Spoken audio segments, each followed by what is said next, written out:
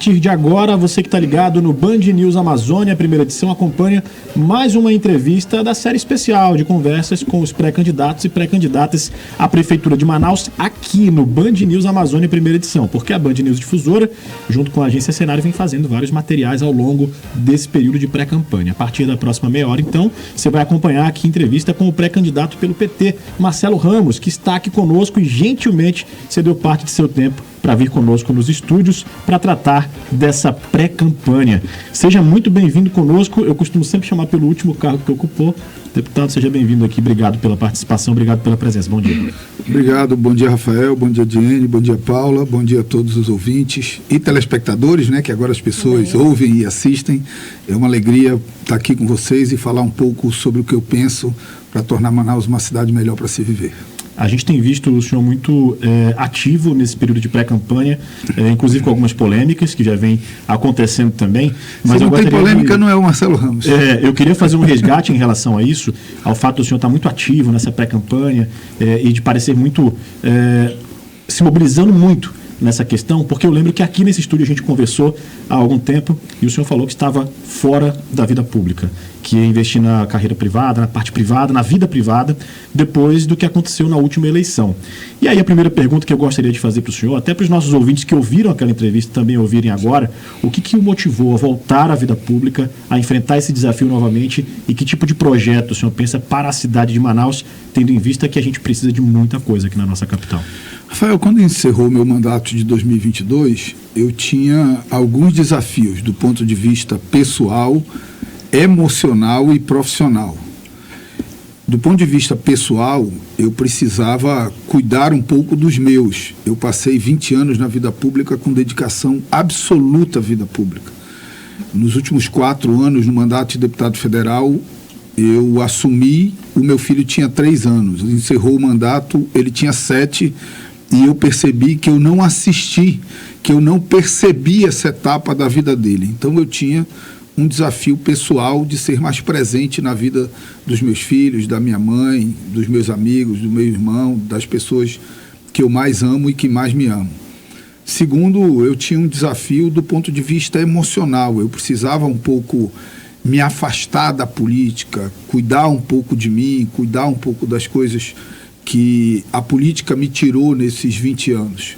E terceiro, eu tinha um desafio profissional. Eu não sou um profissional da política. Então, eu precisava deixar claro para o povo do Amazonas, para o povo de Manaus, que a política, para mim, é uma vocação e que, sem ela, eu consigo ser próspero profissionalmente.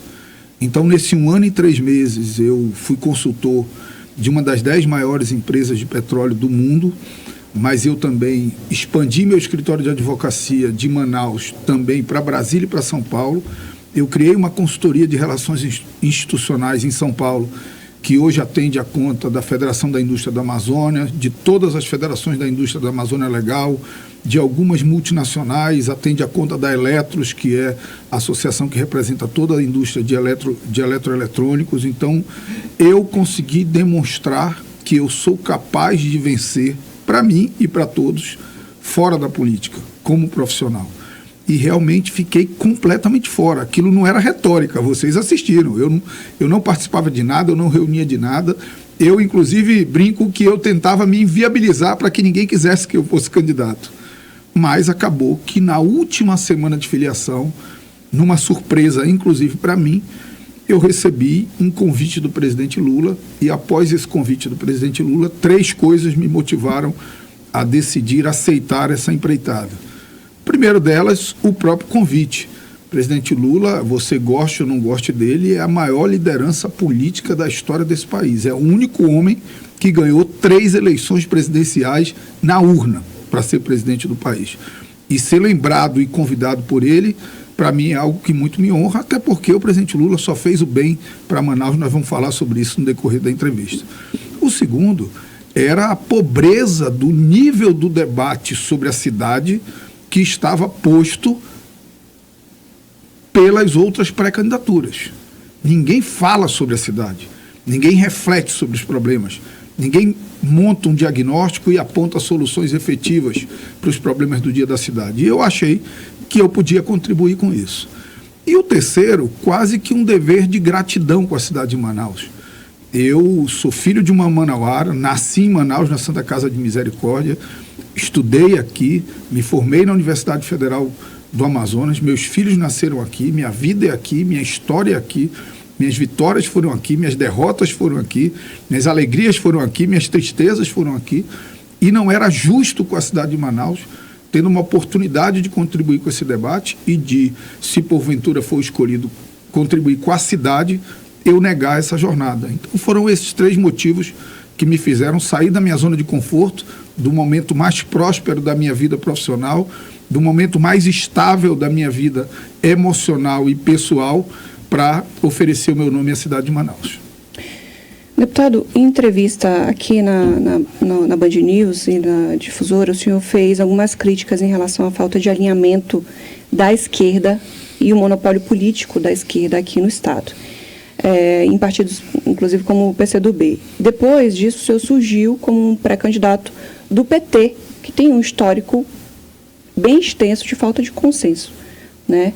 Eu queria que o senhor explicasse por que o senhor decidiu por esse projeto do PT e comentasse também essa situação do PCdoB e do pessoal que agora a presidente municipal falou que não apoia porque o senhor vem da direita, sendo que o senhor está no partido de esquerda, né? Sim. Enfim, esclareça um pouquinho esses pontos para a gente. Diane, primeiro, é uma constatação e não uma crítica dizer que as esquerdas no Amazonas sempre tiveram dificuldade de construir um projeto de unidade. Isso não é uma crítica, isso é uma constatação.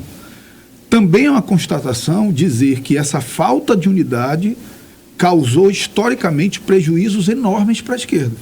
É o partido que já teve o presidente da República 4 vezes, é um partido que tem o presidente da República hoje. Se você olhar para a Câmara, dos 41 vereadores, tem o Sassá e o Marcelo Serafim, de partidos aqui do campo da esquerda. Se você olhar para a Assembleia, só tem o deputado Sinésio. Não fez o quociente de deputado federal. Perdemos de 62% a 38% a eleição para presidente. Espera aí, dizer que alguma coisa está errada não é uma crítica, é uma constatação. E justamente por isso eu aceitei essa missão. E aceitei essa missão com o espírito de fazer diferente do que foi feito historicamente. Quando o presidente Lula me escolheu como pré-candidato, eu poderia ter vindo para cá, chegado aqui, reunido o PT e ter dito, olha, eu sou candidato, o presidente Lula escolheu, acabou. Por quê? Porque o setor do PT que me apoiava tinha maioria na executiva. Votava lá por 6-4, por 7-4, por 8-3, por 9-2, e eu virava o candidato. Mas eu não aceitei que fosse feita a votação.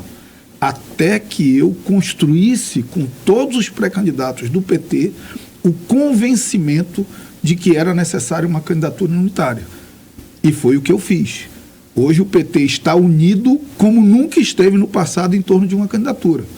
Todos os candidatos retiraram, todos os candidatos, os pré-candidatos que existiam e todos os setores do PT me apoiam como pré-candidato. Em relação ao PCdoB, eu respeito muito o PCdoB, passei 16 anos lá. Respeito muito a trajetória política do deputado Heron Bezerra. O deputado Heron Bezerra talvez seja o mais longevo militante desse campo democrático, né, daqui da nossa cidade. Desde a clandestinidade está na esquerda. Eu fiz um movimento pragmático em 2015, quando fui para o PL, porque era o único partido que me dava legenda para ser candidato a prefeito, mas eu nunca me afastei dos meus compromissos democráticos, dos meus compromissos progressistas, tanto que no dia que o Bolsonaro entrou no PL e o PL deixou de ser o que era e passou a ser um partido de extrema-direita, eu migrei e fui para o PSD, que é um partido mais de centro, que foi um movimento possível naquele momento, já que o PT tinha um candidato a deputado federal, que era o deputado Zé Ricardo, o PCdoB tinha um candidato a deputado federal, que era a deputada Vanessa, e o PSB não tinha nem chapa de deputado federal, porque o Marcelo Serafim, na época, saiu para ir para o Avante. Então, era um partido onde eu podia disputar a eleição.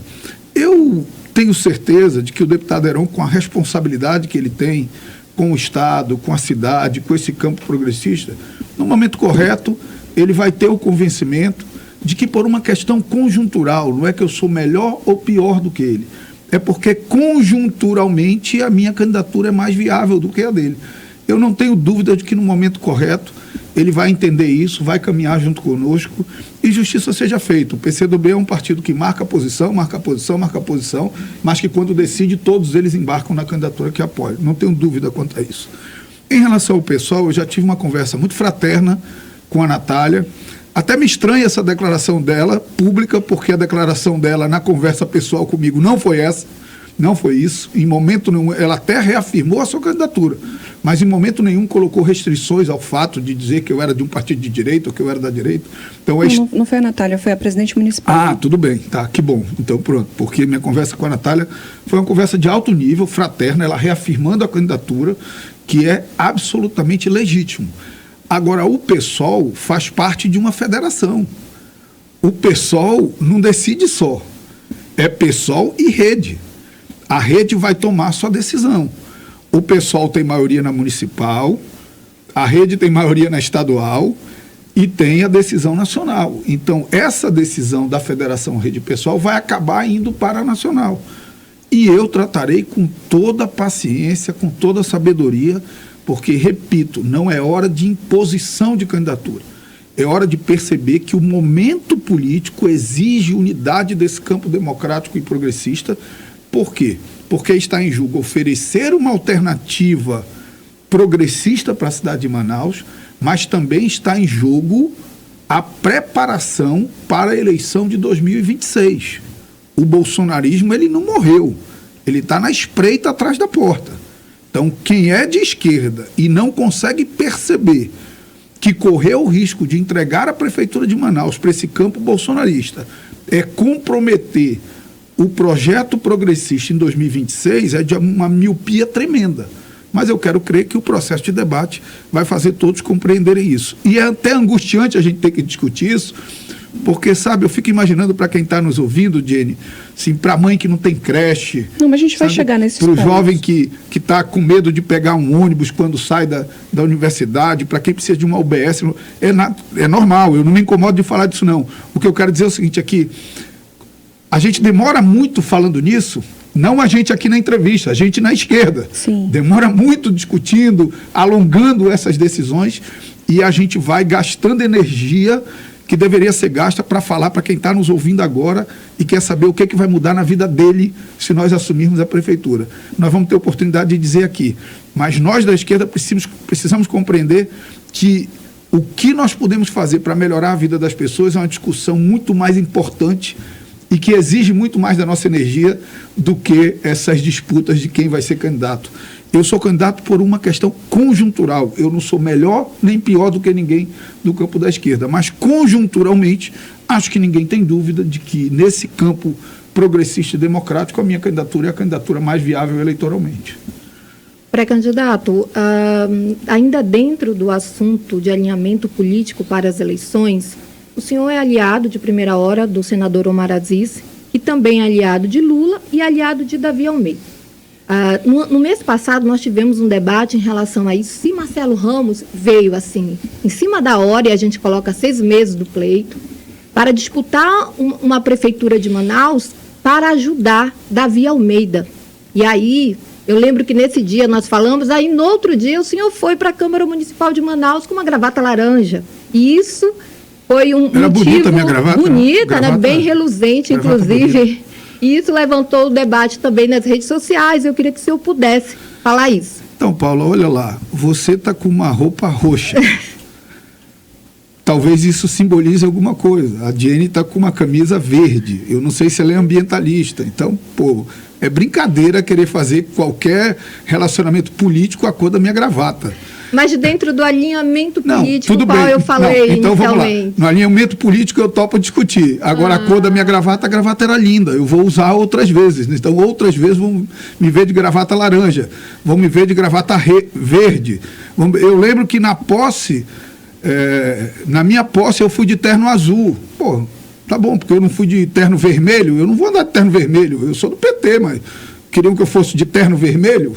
tem coisa mais cafona do que um terno vermelho? Não sei, eu gosto de terno vermelho. Vocês gostam também, Puta, ouvintes? não, terno vermelho é brincadeira. Você não Eu gosta, uso de vez você em não quando, vestiria, sem problema Você como nenhum. homem, você não vestiria um terno Tá. vermelho. Ainda mais para ir para a Câmara. Talvez para ir para uma festa fashion e tal. Olha o Marcelo Ramos Você igual a vestir assim. Damares. Homens vestem azul, mulheres vestem rosa. Pelo contrário, eu adoro rosa. Eu adoro rosa. Eu não disse que terno vermelho não cabe em homem. Eu disse que terno vermelho é feio. Gente, o Marcelo Ramos, ele é tão bom são que ele coisas consegue diferentes. mudar o assunto e aí a gente já está falando de cor de mas eu vou falar terno. no assunto. É porque quem falou da cor da gravata não fui eu. Não, tudo bem. É porque Mas tu eu levantou quero- esse mas eu assunto quero falar logo do em assunto. seguida. Eu acho que se Porque eu- assim, objetivamente, fala se é a Objetivamente- laranja do Davi Almeida nessa eleição. Então pronto. É ou não é? Objetivamente, se alguém acha isso, esqueceu de combinar comigo, só é acessar minhas redes sociais. Todos os dias eu faço críticas ao prefeito Davi Almeida. Fiz inclusive uma ontem, fiz uma anteontem, Eu já ia perguntar. fiz uma antes de anteontem. Mas antes O você eu não falou, vejo, né? eu não vejo nenhum outro candidato, porque até o que fazia com o meu Abil, eu não vejo nenhum outro candidato criticar o prefeito Davi como eu. Eu não vejo nenhum candidato criticar que ele mandou um projeto de lei apenas com 1,25 de reajuste para os professores. Eu não vejo. Nenhum outro. Então, não tem nem o que falar sobre isso, porque Aquele desafio que é o senhor você fez. abrir a minha rede social e você vai saber. Aquele A gente- desafio que a o senhor fez foi gente- aceito ou não?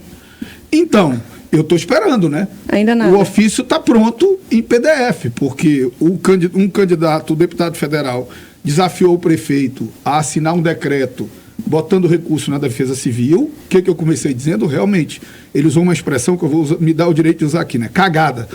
Realmente eu concordo, é uma cagada o que está sendo feito na Defesa Civil. A falta de recursos. Se nós tivermos um evento climático, climático mais agressivo, nós vamos ter um grave problema na cidade de Manaus. Já temos pontualmente, mas vamos ter um problema grave. E aí ele desafiou o prefeito a assinar um decreto, né, remanejando o orçamento para a Defesa Civil. E eu apoiei. O prefeito tem que realmente remanejar o orçamento para a Defesa Civil. Agora, o que eu fiz foi dizer que ele é deputado federal, que ele teve mais de 100 milhões de emenda desde que ele assumiu e que ele não botou nenhum real para a Defesa Civil. Então, eu também preparei um ofício para que ele remaneje emendas dele para a Defesa Civil. Agora, pré-candidato, só para a gente continuar na esteira da Prefeitura de Manaus, de denúncias, de observações e ocorrências. Eu vejo o senhor, de fato, falando a respeito da gestão, principalmente do reajuste de 1,25 aos professores. Quando você vai entrar na parte de denúncia da falta de transparência, e aí a gente vai falar também do dinheiro que foi encontrado segundo, né, denúncia, segundo a polícia, que está em fase de investigação, encontrado dentro da Secretaria de Comunicação, a falta de transparência no asfaltamento das ruas da cidade. O senhor pretende também entrar com essas denúncias mais pesadas em relação a Davi Almeida? Eu, inclusive, já falei sobre essa questão do asfaltamento. Esse negócio virou um grande negócio já há várias gestões da prefeitura. O asfalto já é feito para ele acabar no ano seguinte, que é para ter que asfaltar de novo. E ele já é feito para ele acabar no ano da eleição, que é para o ano da eleição o vereador aliado do prefeito ir para o bairro dizer que ele vai asfaltar a rua e o prefeito entrar lá com asfalto. Isso é feito assim há quanto tempo? Historicamente é feito assim. O mundo hoje tem tecnologia que garante durabilidade da recuperação viária. E você tem que fazer contratos com as empresas que vão asfaltar que garantam a manutenção. Então, ela tem que dar um prazo de validade para a obra dela. Espera aí, eu contrato uma empresa para asfaltar uma rua. Ela asfalta hoje, está esburacada amanhã e ela não tem responsabilidade nenhuma com isso? Então, nós temos que mudar o modelo de licitação e a tecnologia aplicada para a recuperação do sistema viário. Vai custar um pouquinho mais caro? Vai, mas não vai precisar fazer todo ano. Então, quando você pegar aí 4 anos, vai ser mais barato, é óbvio. Então, tudo isso está sendo abordado nas nossas redes sociais, nos meus debates, nas minhas entrevistas. Aquela questão da Sencom, óbvio que precisa ser investigado. Como é que pode alguém dizer que está pegando dinheiro lá? E aquilo ali, Paula, inclusive, deve alertar um outro debate, que é o debate o seguinte: que história é essa? E aí não é só a prefeitura.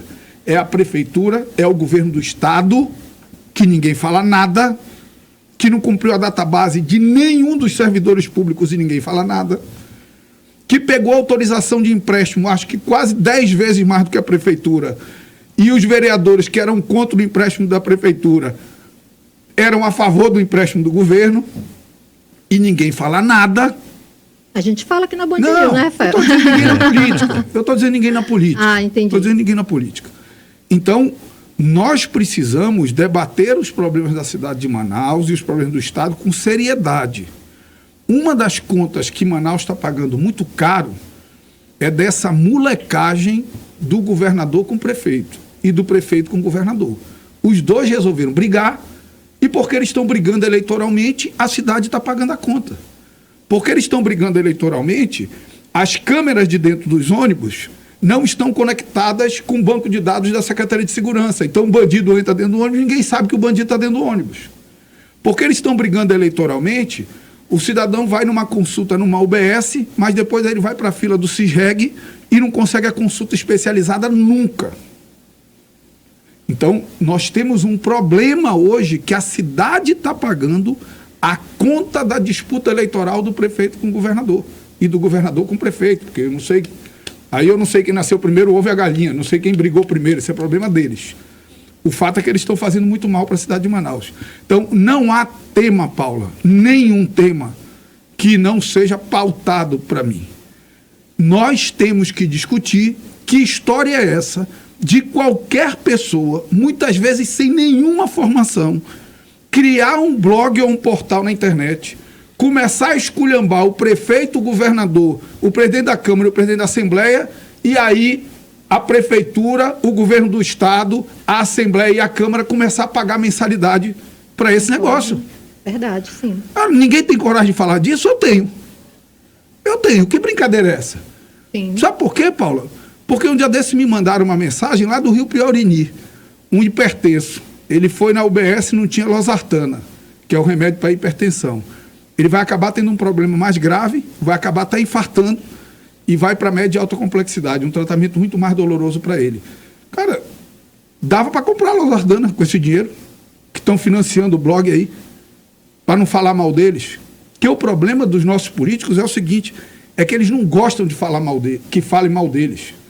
E político que não sabe conviver com a crítica tinha que fazer outra coisa. Paula, eu ouvi você dizendo aqui que era laranja, que a candidatura... Cara, apontava para ser com base nas informações. Isso é liberdade. Eu fui até no comentário, olha, me convida para a gente falar aqui, por isso que a gente está falando aqui sobre isso. É isso. Se eu concordar, ou eu aprendo. Se eu discordar, eu contesto. É simples assim. Um dia desse, uma jornalista fez uma crítica minha, eu até gosto muito dela. O que eu fiz? Eu não liguei para ela e xinguei ela, era injusta a crítica. Eu não liguei para ela e xinguei ela, eu não pedi para tirar do ar. Eu simplesmente fiz um vídeo nas minhas redes contestando ela. E ela reconheceu que ela estava errada. Você está entendendo? Então, não há nada mais violento contra a liberdade de imprensa do que comprar informação. E hoje, governo do Estado, Prefeitura de Manaus, Assembleia Legislativa e Câmara de Vereadores compram informação. Porque pagam pelo silêncio de um monte de blogs que ficaram espalhados na cidade. Para candidato, vamos continuar aqui a entrevista agora falando sobre temas em relação à cidade de Manaus também, né? Que é algo que os nossos ouvintes, inclusive, nos cobram. Falar de propostas, falar do que pode ser mudado e o que vai acontecer. Numa eventual eleição do senhor à Prefeitura de Manaus, e eu sei que essa pergunta corre o risco de parecer muito genérica, mas ela é necessária.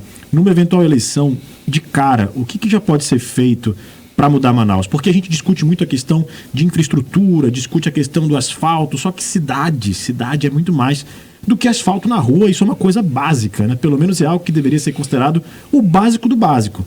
Mas numa eventual eleição, o que é possível mudar? Analisando a cidade de Manaus hoje, o que é possível melhorar e qual é a prioridade? Por exemplo, em 6 meses, em 1 ano de gestão. Rafael, eu morro de medo. Pelo menos você deu 6 meses e 1 ano, né? Às vezes você chega numa entrevista, qual é o seu primeiro ato? O que você vai fazer nos primeiros 10 dias?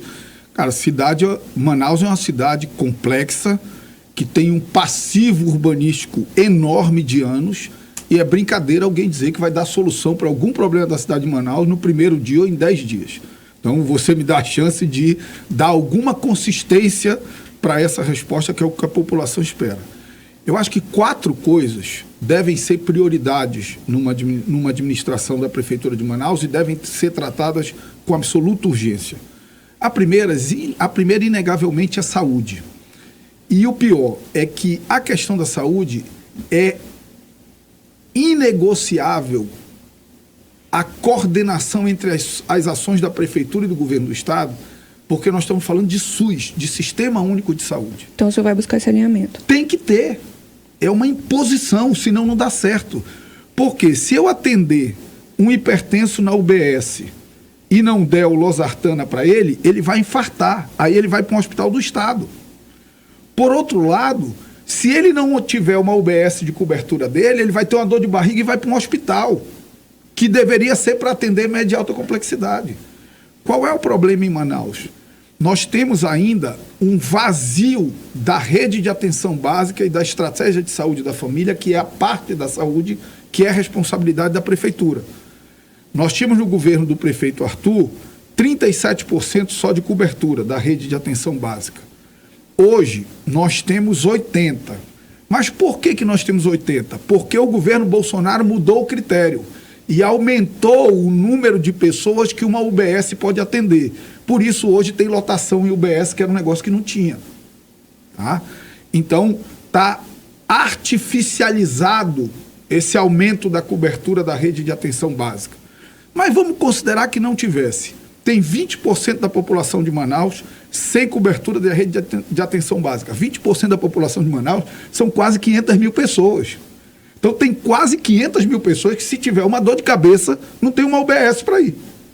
Nós temos que cobrir 100% com a rede de atenção básica e estratégia de saúde da família. Dá para fazer isso em parceria com o governo federal.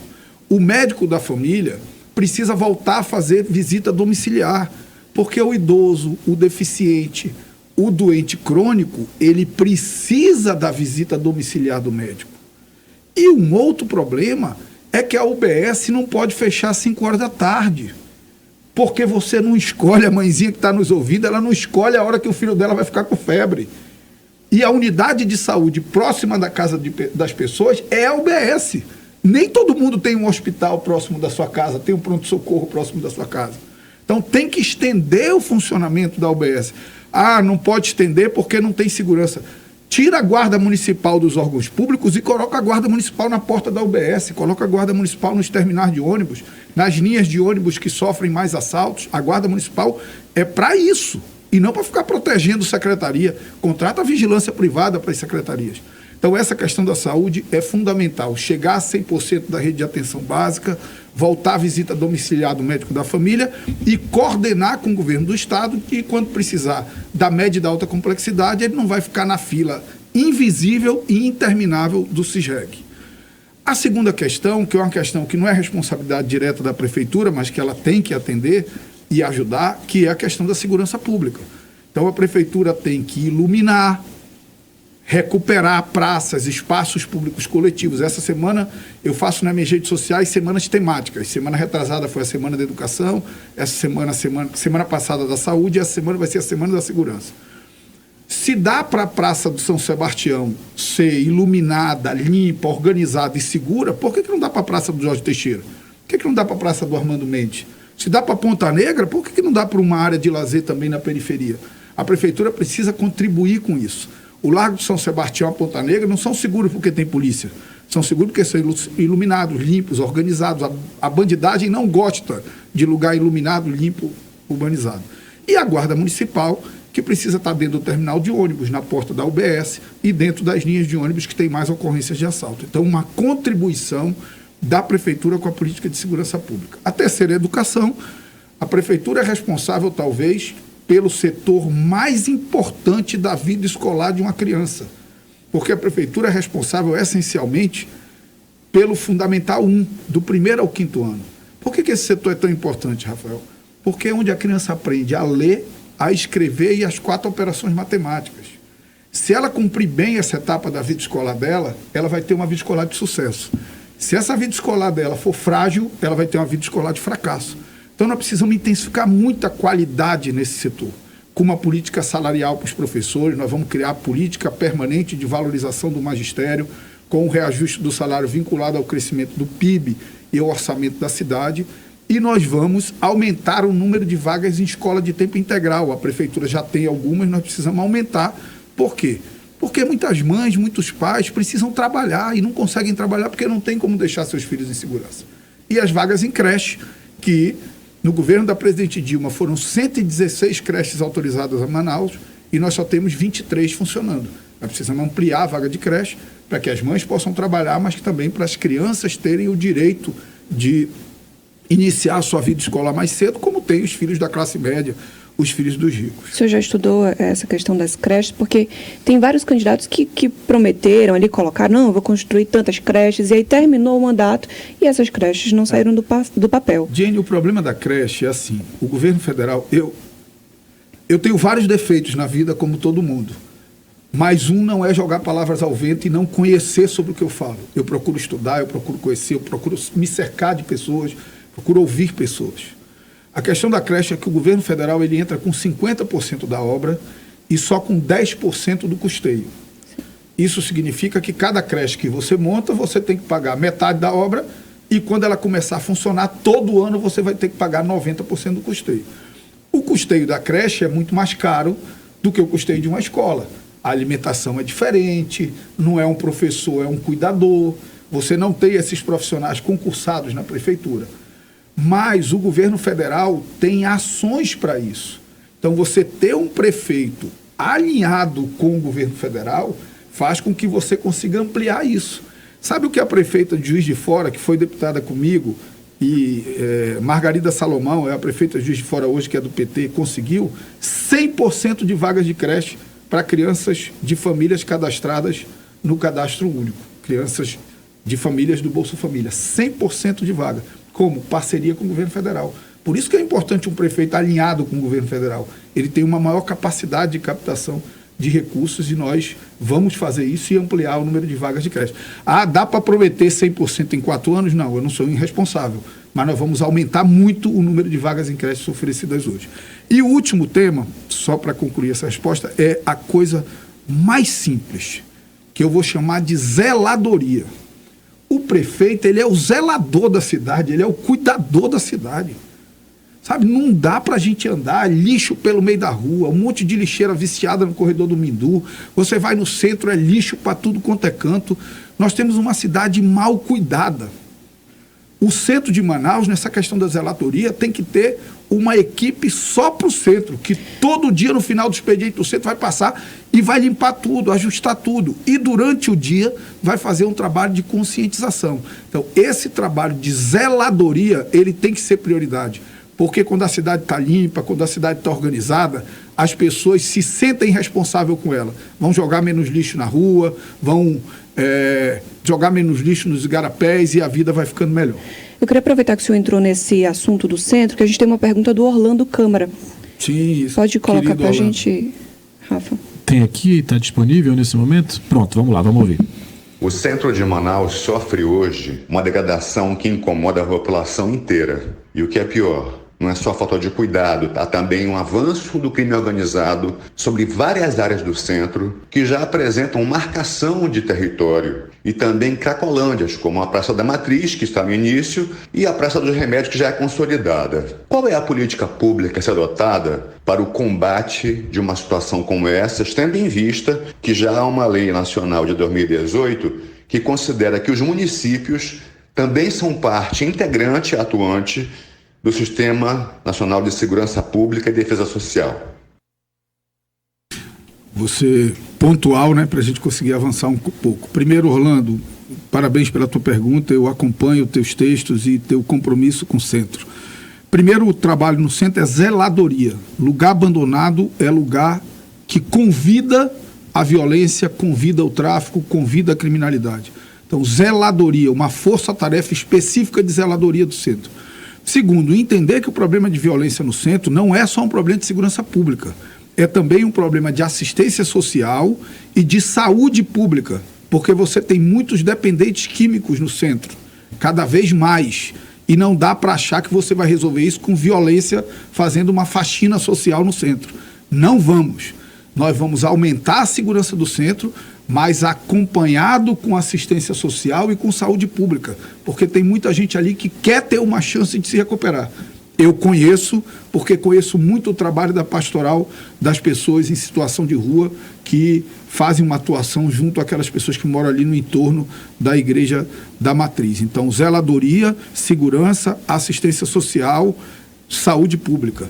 E terceiro, você tem o PAC Cidades Históricas, que é uma linha de financiamento do governo federal, que já tem 4 obras no centro de Manaus, que é a recuperação das 4 principais igrejas do centro histórico de Manaus. E eu gosto muito de uma expressão do Jaime Lerner, que ele fala em acupuntura urbanística. Acupuntura é aquele tratamento que você bota agulha no ponto onde tem dor. O que ele diz? Você vai lá, pega um espaço e recupera esse espaço. Ele vai irradiar essa recuperação em torno. Exemplo, Largo do São Sebastião. O Largo do São Sebastião foi recuperado e todo aquele entorno está sendo recuperado. A Ferreira Pena, que já é mais distante um pouquinho, está virando a nossa Lapa ali, né? Cheio de barzinho, de lugar legal, de café. Então nós temos que pegar as 4 principais praças do centro de Manaus, Remédios, Remédios, Matriz, Largo do São Sebastião já está recuperado, e mais uma praça que pode ser a Terreira Aranha, recuperar nos mesmos padrões, ou a Praça da Polícia, nos mesmos padrões do Largo de São Sebastião, e isso vai irradiar a organização para o entorno dela. Vira ponto turístico, vira ponto comercial, porque o ambiente é valorizado. Então, eu acho que o centro passa por isso, por zeladoria, segurança, acompanhado de assistência e de saúde pública, e acupuntura urbanística, pegar 4 pontos da cidade, transformar como se transformou o Largo de São Sebastião, e isso vai irradiar ao redor. Secretário, só para a gente finalizar aqui rapidinho. Desculpa, pré-candidato. É porque eu lembrei da pergunta. Vamos lá, o senhor foi secretário. Exatamente. Né, na gestão do Serafim Corrêa, no período de 2005 a 2009, pré-candidato. E o senhor trabalhou justamente na Secretaria, Superintendência, na época, Municipal de Transporte Urbano, que hoje é o MMU. Queria que o senhor pudesse citar para a gente, rapidamente, os projetos que foram executados naquela época que ficaram de legado até hoje. Vamos lá, eu fui secretário, Paula, por 7 meses para apagar um incêndio, uma greve de ônibus, que queimaram ônibus na cidade de Manaus, e o prefeito pediu para que eu saísse da Câmara, eu era líder da Câmara, e assumisse o SMTU. Em 7 meses, ninguém faz nada absolutamente estruturante num sistema de transporte coletivo. Segundo, era só transporte coletivo, diferente de hoje, que é transporte coletivo e trânsito. Na época era separado, era transporte coletivo e o trânsito era uma outra secretaria. Mas eu fiz, nesses 7 meses, a licitação de táxi, que tirou placa de táxi que estava na mão de empresário e distribuiu para taxista auxiliar, para quem não tivesse que pagar para um cara que não dirigia o carro e entregar o táxi para quem efetivamente trabalha dentro do táxi. Nós fizemos a licitação do sistema de transporte coletivo, que permitiu as empresas terem um contrato, porque sem contrato ninguém consegue renovar a frota. Então, foram medidas possíveis naquele período. Apagamos o incêndio, apagamos aquela onda de greve todos os dias, de conflito todo o tempo com o sindicato dos rodoviários, e 7 meses depois eu tive que voltar para a Câmara, porque eu precisava me desincompatibilizar para ser candidato. Bom, são 10h02. A gente encerra então aqui mais uma entrevista dessa série especial com pré-candidatos e pré-candidatas à Prefeitura de Manaus. Hoje nós conversamos com o pré-candidato do PT, Marcelo Ramos, que gentilmente, repito, cedeu parte do tempo para estar conosco aqui, assim como outros pré-candidatos e pré-candidatas. Muito obrigado pela entrevista. A gente vai seguir acompanhando essa corrida aí à Prefeitura de Manaus, Marcelo Ramos. Obrigado, Rafael. Obrigado, Paulo. Obrigado, Diene. Uma alegria estar aqui com vocês e pedir uma oportunidade para a cidade de Manaus, para ouvir o que a gente tem a oferecer para essa cidade, com a preocupação de cuidar das pessoas. A gente discute política, não tem como não discutir, mas o mais importante dessa história é que o processo pré-eleitoral deixe um legado de compromisso para as pessoas, e que o próximo prefeito, que eu espero que seja eu, efetivamente tenha no centro da sua ação não as disputas políticas, não as disputas eleitorais, mas o melhorar a vida das pessoas, da mãe que precisa de creche, do estudante que quer ter uma escola de qualidade, do jovem que está pegando um ônibus aterrorizado porque o assalto ao ônibus cresce cada vez mais na nossa cidade, de alguém que tem um comércio no centro e não está mais conseguindo vender porque o centro está completamente desorganizado. Eu acredito muito que é possível transformar Manaus numa cidade melhor para se viver, e quero dedicar o melhor de mim para isso. Muito obrigado, Paula Litaif e Jenny Brisso. Obrigada, Tamo junto. Rafael, Jenny. Obrigada. Até amanhã, 8h30 por aqui. É isso, assim encerramos mais uma edição do primeira edição do nosso Band News Amazônia. Lembrando que outros candidatos, pré-candidatos e pré-candidatas também virão aqui nesta bancada para falar conosco. Claro, os que toparem e as que toparem também estarão conosco nessa série especial. Fique